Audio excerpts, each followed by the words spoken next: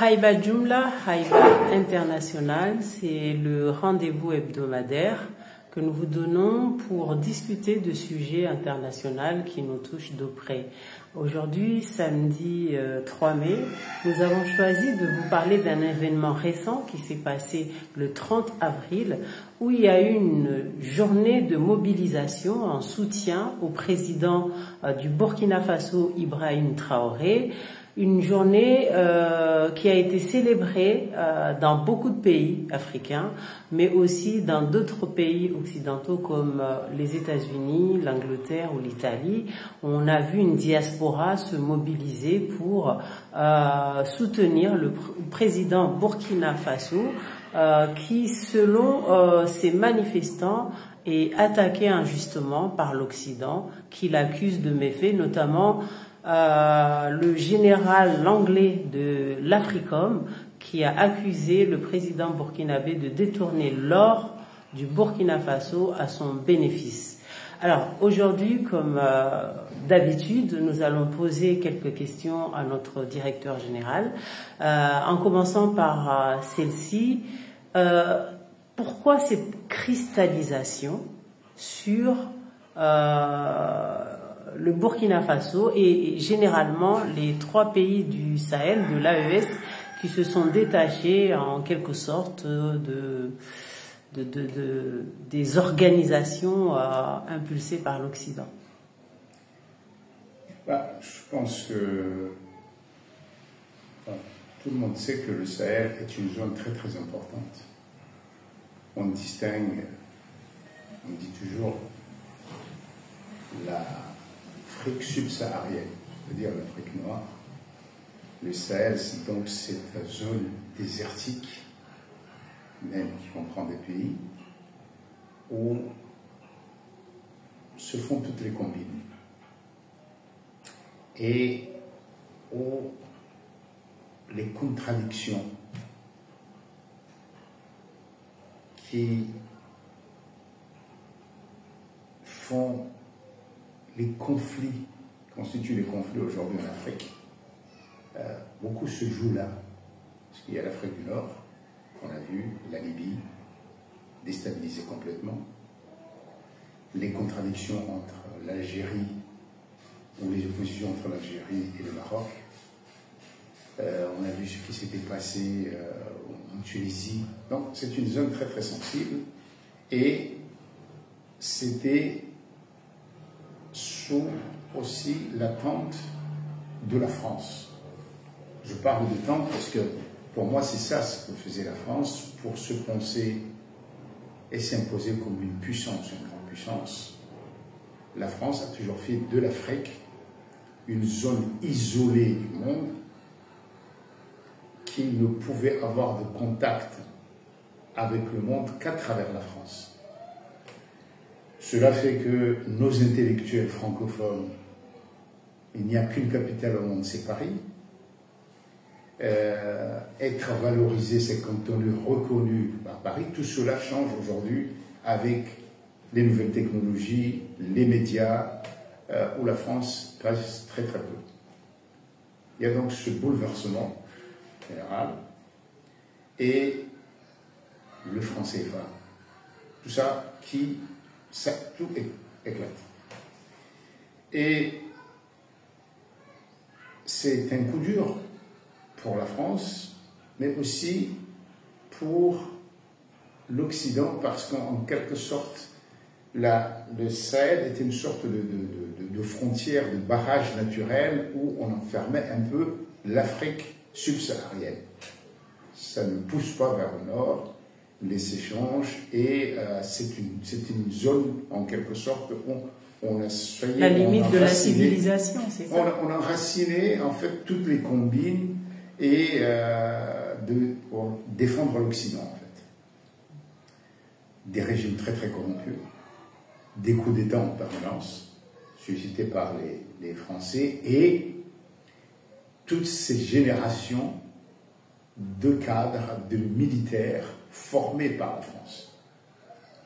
Alors cela éclate parce qu'il y a quand même un potentiel, il y a un éveil au monde d'aujourd'hui Donc même les militaires se rendent compte qu'ils n'ont pas les moyens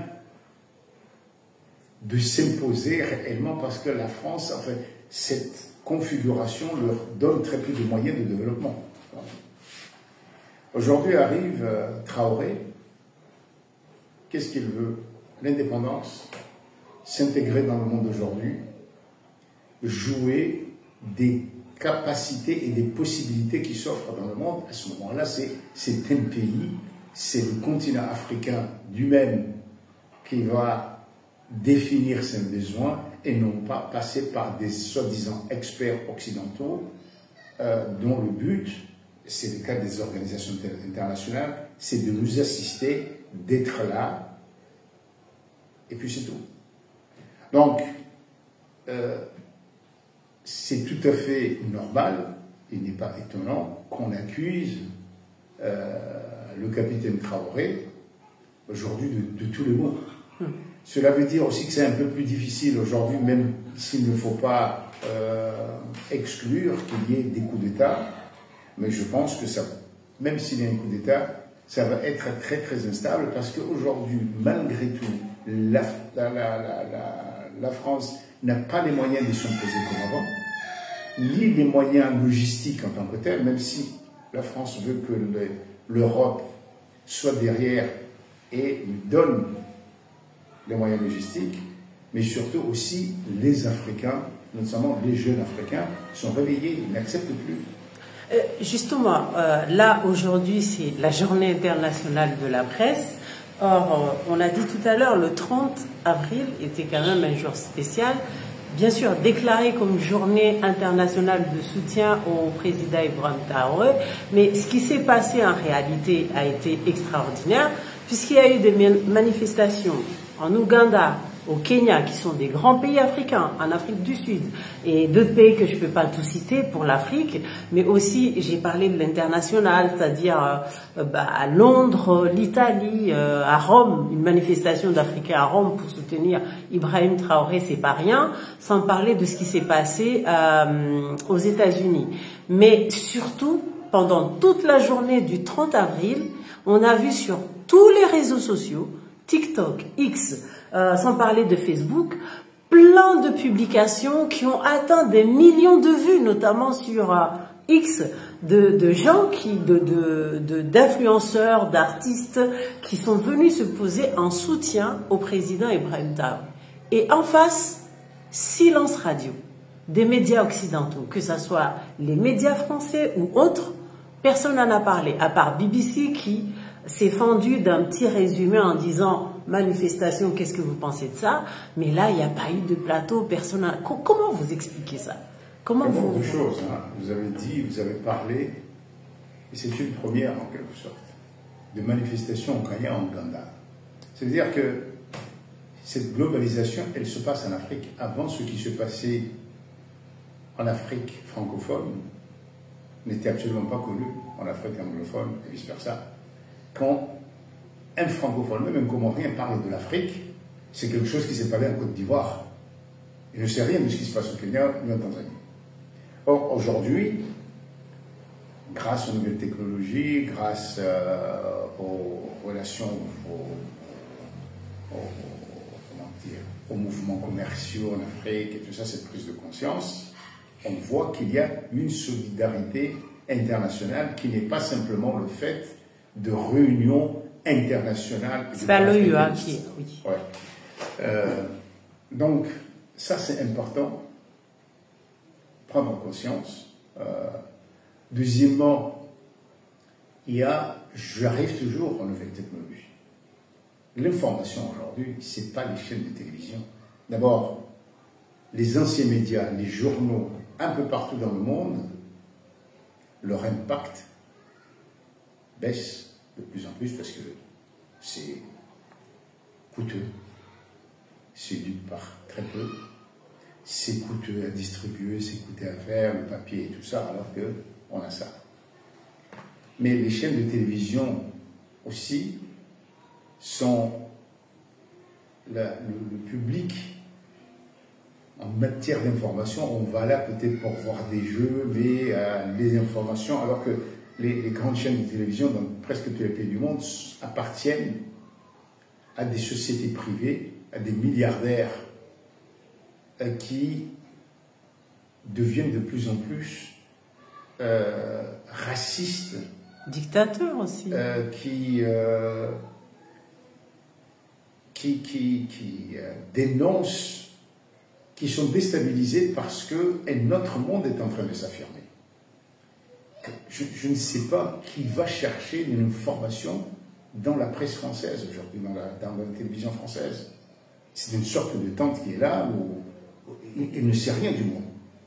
Le français ne sait pas ce qui se passe en Malaisie, qui est le pays qui s'affirme, qui a de l'importance aujourd'hui, en Corée du Nord, en Corée du Sud, pardon, ou en Australie ou ailleurs. Il ne sait rien.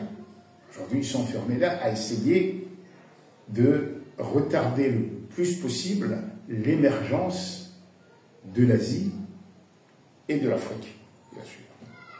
Et donc, il y a cette décentralisation qu'offrent les nouvelles technologies, puisque chacun, pratiquement, peut être un journaliste aujourd'hui. C'est ça la réalité. Bon. Et le fait que TikTok soit là, que ça soit la Chine, je ne dis pas que TikTok est bien ou mauvais, mais le monopole, en quelque sorte, de l'Occident en matière d'information éclate, et surtout de l'Europe qui couvrait l'Afrique.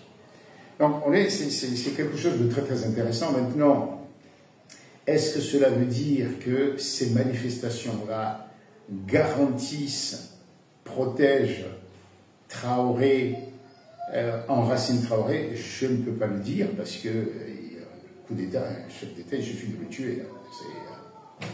Et c'est aussi simple que ça, malheureusement.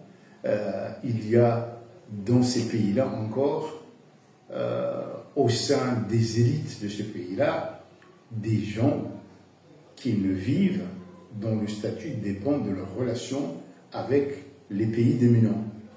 Donc ce n'est pas aussi simple que ça. Ce sont des pays qui, aujourd'hui, veulent s'émanciper, mais on sait que les formations jusqu'ici dispensées en Afrique, on est là, c'est enfin, surtout en Afrique francophone, des sciences humaines, gérées, mais ce n'est pas pour produire, ce n'est pas dans le domaine de la technologie, et donc c'est très difficile d'aller de l'avant rapidement quand on manque des ressources techniques et technologiques. Mais que pensez-vous de cette jeunesse africaine aujourd'hui qui n'a plus peur, ni de la misère, hein, parce qu'elle dit clairement l'aide on n'en veut pas, alors qu'il fut un temps où c'était vive la coopération internationale, vive la France, vive l'Angleterre, vive que venez nous aider. On quémandait, c'était là, on était là à supplier, aidez-nous, aidez-nous. Et aujourd'hui, on est face à une jeunesse qui dit on n'en veut pas. On est prêt à manger des cailloux, mais on ne veut pas de cette aide-là. Est-ce qu'on ne serait pas tout de même s'il y a encore des forces occultes qui sont là, qui poussent, hein, puisque on le voit dans les narratifs aujourd'hui, les Occidentaux indexent la propagande chinoise ou la propagande russe, et on voit que eux-mêmes ils font de la propagande à leur manière dans ce qu'ils véhiculent.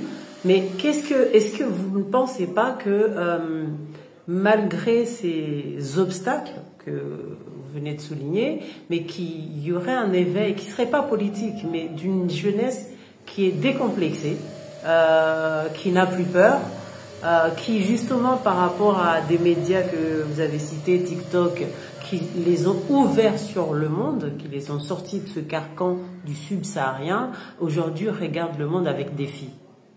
C'est évident, mais d'abord pour ce qui est de l'aide. L'aide, on ne parlait que de l'aide internationale, parce que cette aide internationale-là, en réalité, c'était de l'aide pour ne pas avancer. C'est-à-dire que, d'abord, elle était limitée dans les zones urbaines, dans ces couches-là. Les populations dans les villages ruraux ou dans les grandes villes ne savent rien du tout. Donc, ne parler que ces petites couches, ces minces couches, d'Africains